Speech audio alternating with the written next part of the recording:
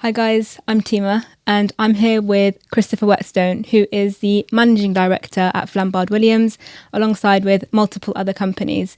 Now, Christopher does a lot of work with motivational speakers, rising sports stars, and so we thought that for today we would have a little word with him and pick his brains and ask a few questions. So, Christopher, why don't you introduce yourself? Yeah, well, I think you've pretty much covered it all, right? So I'm Chris, run a number of companies, but importantly as well, I work a lot with top CEOs, sports stars in regards to mindset, motivation, and just trying to get the best out of everyone, really. So, yeah, been asked to come in, do this, and let's see how it goes.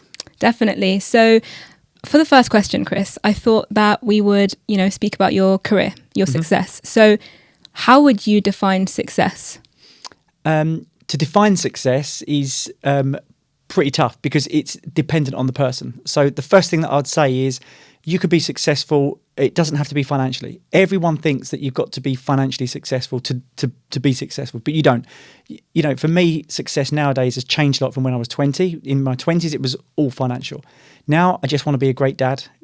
I've got 5 kids, as you know, great husband, and that's it. That, for me, defines success. There's very few people, as the saying goes, on their deathbed who turn around and say, I wish I'd have worked more. Everyone says, I wish I'd have spent more time with the family. So I would always say to people that before you judge whether you are successful or not, define what success is. And that can be to be just at the top of your field. That can be just that you make a lot of effort every day. That could be being in the best physical shape, best health shape, or just being a great mum and dad. That's, potentially your level of success. That's the first thing I'd say. Define your success before you judge it. Okay, I like that. And what would you say is the top tip or your top tip on becoming successful? That's a good one. For me, it's delayed gratification. That's the biggest thing I think about success. So many people want instant gratification. And I think that that's to do with social media nowadays. Yeah. Back in my day, I was born in the late 70s and, in the 80s, we didn't have social media, we didn't have the internet. Everyone now sees people that they deem as successful. They see social media, they see all the Instagram holidays, and do you know what? Great, they're smiling in front of the camera, but behind they're probably having a good cry. But the reality is that delayed gratification is the key. For me, the longer the gratification process is, whether it's months, weeks, years, decades, the better the reward at the end of it. So, and what I mean by that is if you're going to be a great parent, then you may have to put in 18, 20, 25 years of work before the kids realise that you're a great parent. With a business, it's true. You may have to work decades before your business is a success. But again, it's all delayed gratification. And the sports stars I work with, there's no way that they go and practice and go and perform a week later. They have to put in years of work before they get to the top. So it's all about delayed gratification. And so many people fail because they fail to understand that what the work that they're putting in now does is rewards them in 3, 5, 10 years' time. They just think if I don't get reward instantaneously, they give up. And of course, that's why they fail. Interesting. I like how you worded that. So that leads me on to the next question. How would you measure your own success?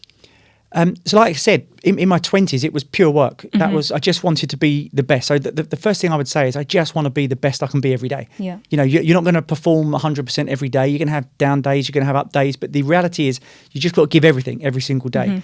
So I measure my success daily in regards to have I given everything I could possibly give. That's the first thing. But in my 20s, it was just about being the best I could be. And that meant financially in the company that I was in. I looked around me and I thought, okay, I've got to beat everyone in here. Yep. So I read every single book I could get my hands on. I worked for a sales company. I read every single sales book, psychology book that I could read to make myself better than everyone else. Everyone else used to go out on a Thursday, Friday and a Saturday night. Of course, they couldn't perform because they'd go out, they'd drink. Sure. I thought, you know what? If I limit myself to a Friday night, I've got 2 days to recover. So I just did things differently to what other people would do. That's the first thing that I would say.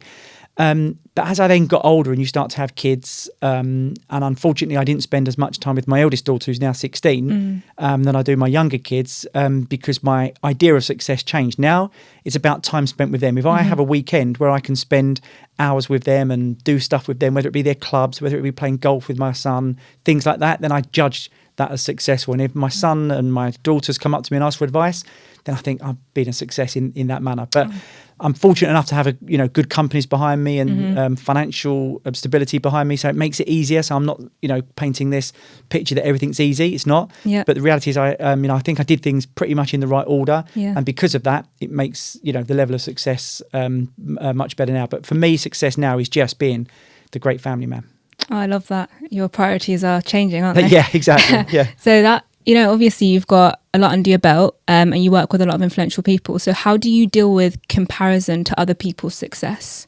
You should never compare yourself to other people, because there's always going to be people that are better than you in your eyes. That's the way you look at things. But there's always going to be people that are worse than you in your field.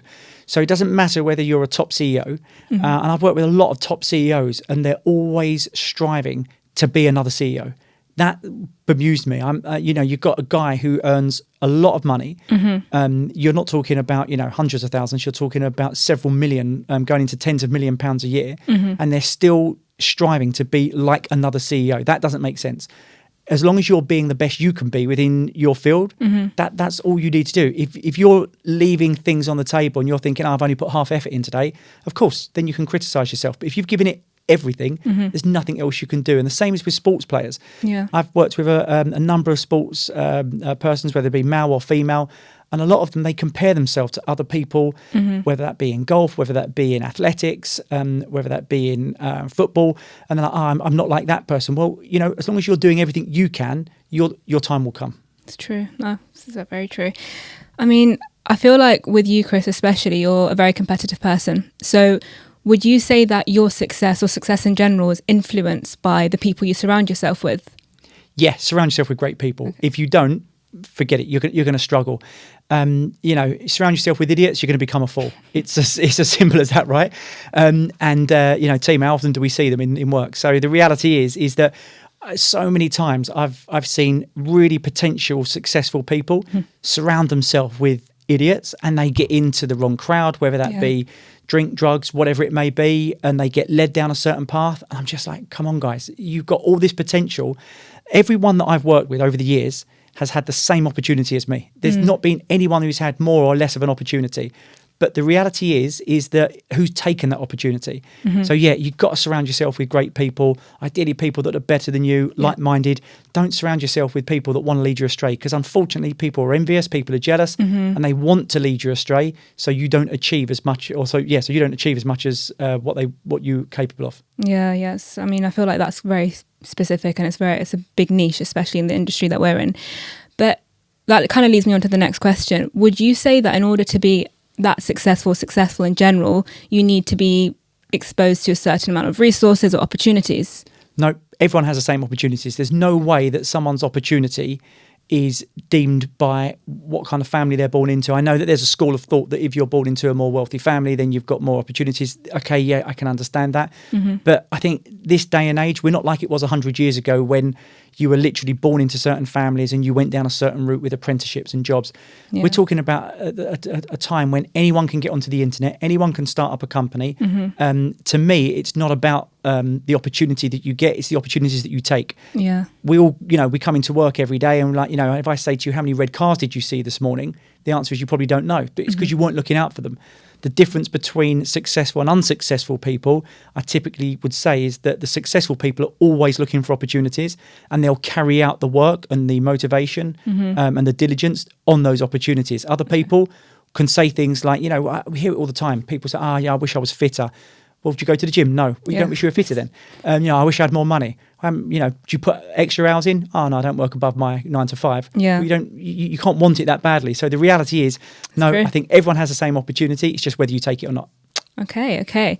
Now, I'd like to kind of dive in a little bit into the opposite end of the spectrum, failure. So what role does failure play in achieving success, would you say? You have to fail to be successful. There's no one, in my opinion, that can class themselves as successful that hasn't failed. The failure and success, to me, go hand in hand. And, I will lay my cards on the table. I've had probably more failures than successes, but no one remembers the failures. That's the beauty of it. No one remembers the failures. You only remember the successes. So everyone that says, you got lucky, or, maybe.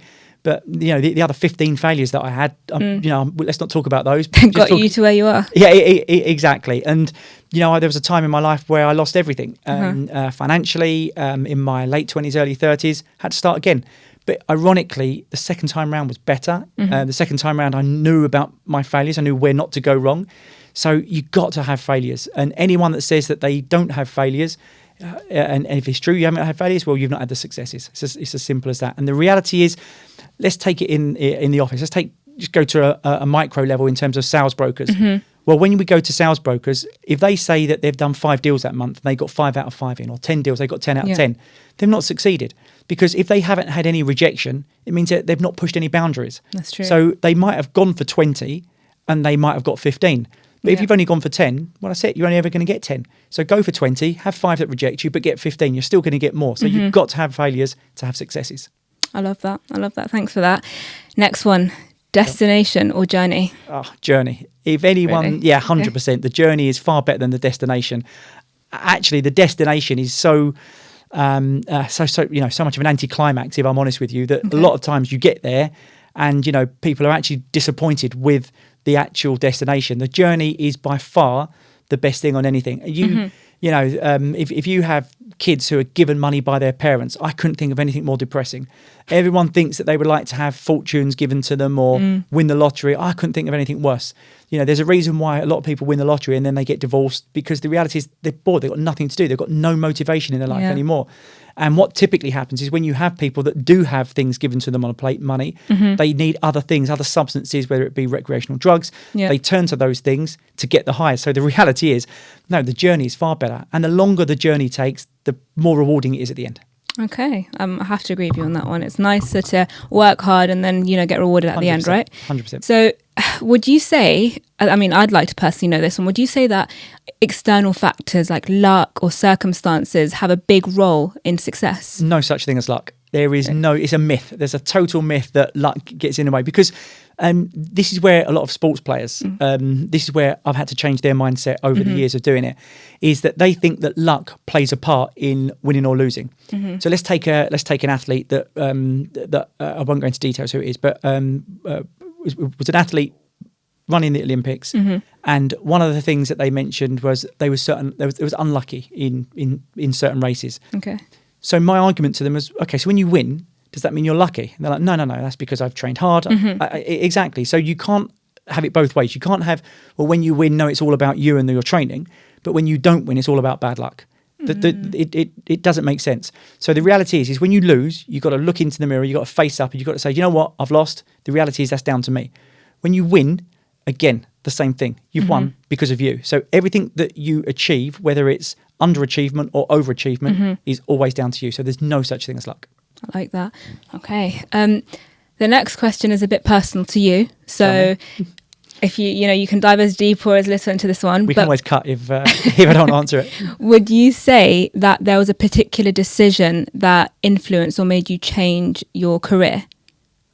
A decision that changed my career? Or influenced the way your career has panned out? The only decision I've ever made that I would say that separated me from anyone else was the decision to be, I'm a bit obsessive with certain things, so it's the obsessiveness to be the best. That's it. Okay. I don't care if I was a road sweeper, dustman, coffee boy, whatever. I just want to be the best in that field. So when I got the job overseas, I looked at everyone else and I just wanted to be the best. So I did what everyone else wasn't doing, because what you tend to find is that the average person, and no disrespect to anyone, but the average person will do the norm. Everyone's like a sheep; they follow. So you've just got to do what the average person doesn't do to become better than average. So I looked at them all. I thought, well, what are they not doing? Well, none of them read. So we was in a sales environment, but none of them read a book. None of them had read a book. And when we suggested reading books, they were like, what am I going to read a book for? They just got on the phone. So I read books on psychology. There's some great, the books at the time that I read was Anthony Robbins, Unlimited Power. Zero Resistance Selling was another book that I read. They were class books and I thought, you know what, and even if you take one thing from a book, and I think it was actually Anthony Robbins said that you've got 30 years experience in one book. Why would you not take someone's experience? It takes you hours to read someone's 30 years experience condensed into a book. So I just did things that other people didn't, and I just wanted to be the best, and I just strove. And I think I even said to the manager, probably cocky, arrogant 23-year-old, what happens when I'm better than you? Yeah. And I said, well, I'll take your job. And he laughed and he said, no, I'd be congratulated. But I did take his job. But that's another story. But yeah, it was just a pure desire to just be the best in whatever field I did. Oh, amazing. And obviously, we introduced you as someone who you've got a lot of businesses under your belt. You help a lot of people as well. So what advice would you, Chris, give to someone who's looking to start out a business? Oh, someone start up a business, well, look, unless you're willing to give it everything and, buckle up, because it's going to be an extremely roller coaster ride. It's the reality is when you start up a business, there's no one that pushes you to get up in the morning. No one motivates you. Yeah. Everyone's moaning at you all the time. You get you get all the negatives. Yeah. You don't get any of the positives. You're the cleaner. You're the HR department. You're the marketing department. You're the sales department. You're the receptionist. You are everything to start off with. And the worst part of it is you don't even get paid. Yeah. Because you are the last to get paid. If there's no money in the account, you're not getting paid. So it might take years for you to take anything, and you've got to take all the flack from everyone. You've got to take all the moaning people in the office. You've got to take, don't get me wrong, you take the positivity as well. Of course. For anyone that thinks they're going to set up a business and have an easy ride and take time off and travel the world, forget it. Yeah. I wouldn't even bother starting a business if that's what you think it's going to be. You're about to embark on what is possibly some of the biggest sacrifices you're ever going to make to start a business. So the reality is you better realise what kind of journey you're in for, and if you're fearful of anything, forget it. Don't bother. Go and do a 9 to 5. Fair enough. I wanted to also find out a bit more in terms of, you've got a big journey ahead of you, and you've come so far from what you've said starting out when you were younger. So is there a piece of advice that you received along the way that sort of stuck with you till now? Yeah. Do you know what? I think it's my first boss. I mean, I didn't rate him too much, apart from one thing he said to me, or he wasn't the boss, it was the owner of the company actually. He just said, listen. He just said, whatever you do in terms of in your career, in your life, listen more than you talk. Okay. Because you'll learn so much from the clients. You'll learn so much more from the people that you're listening to, that you're offering, because you only know what you know. You don't know what you don't know. So what I mean by that is, some people think that they've got it all sussed out in life. Yeah. But you think you've got it sussed out based on your knowledge. The more knowledge you have, better your life's going to be. The more wisdom, the better your life's going to be. So just listen. Okay. And that's the best bit of advice I would tell people. Just listen more than you talk. Fair enough. I'm sure you probably learned that the hard way as well. So what's a difficult situation you sort of found yourself in along the way, and how did you navigate through that?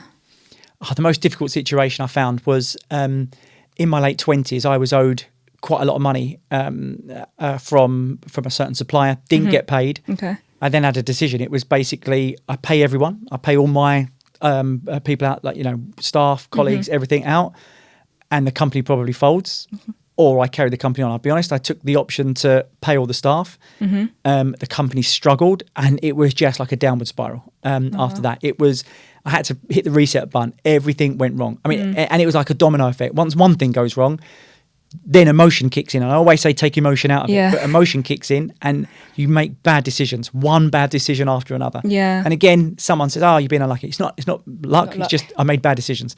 And then what happens? I had to start again. So that was the hardest thing I probably ever had to do. Literally starting again in your early 30s, thinking that you've got it all sussed out, thinking you're on top of the world. Yeah. And then starting again. That was the hardest thing I ever had to do. But it was the best thing I ever had to do. Oh, okay. Interesting. I mean, that sounds like it was quite risky. You weren't sure what way it would take. So how do you approach and how do you handle risky situations and uncertainty? You must take risk. If you don't take risk, in my opinion, you're not achieving anything. You will have people that go through life, they take no risk, but what have you achieved? You've just gone through life being average, in my opinion, and I'm sure people watching this are watching it because they don't want to be average. So the advice that I would give them is take risk. I've always taken risks. They've always been calculated. Yeah. But I know that as long as I can back the risk up with hard work, I'm willing to give it everything. As long as you're not taking stupid risks, where you're, stupid risk for me would be going and putting all my money tonight on a red or black at a casino. That's a silly risk. But as long as you take calculated risks, which I've always done, and you suss out what the worst case is, what's the worst thing that can happen with this risk? Yeah. Well, if it's actually not that bad, just go for it, because the chances are the upside is far outweighs the downside. Oh, okay. So if you had the opportunity to go back and speak to your younger self, what advice would you give him? Don't worry about anything. Simple. The best advice I could give my younger self is don't worry about anything, because we all worry about things that we've got no control over. Yeah. And especially in your 20s. I mean, if you remember back at school, you worried about what friend group you were in. Oh gosh. You're worried about if someone didn't reply to you on a message. Yep. And then you look back now, you think that's ridiculous. Yeah. And then when you're at work, you're worried about, okay, if the deal would come in. You're worried about if you get the sack, if you didn't do enough sales. But everything always works out. It genuinely always works out. As long as you put all the effort in, it works out. So the best advice I'd give my younger self is just don't worry about anything. Just work as hard as you can, be the best you can be, and everything will fall into place. Okay. And looking back on your journey and how far you've come, is there anything that you would have done differently? I wouldn't change anything. Not in an arrogant way that I wouldn't change anything. It's just that all the lows teach you how to get to the highs.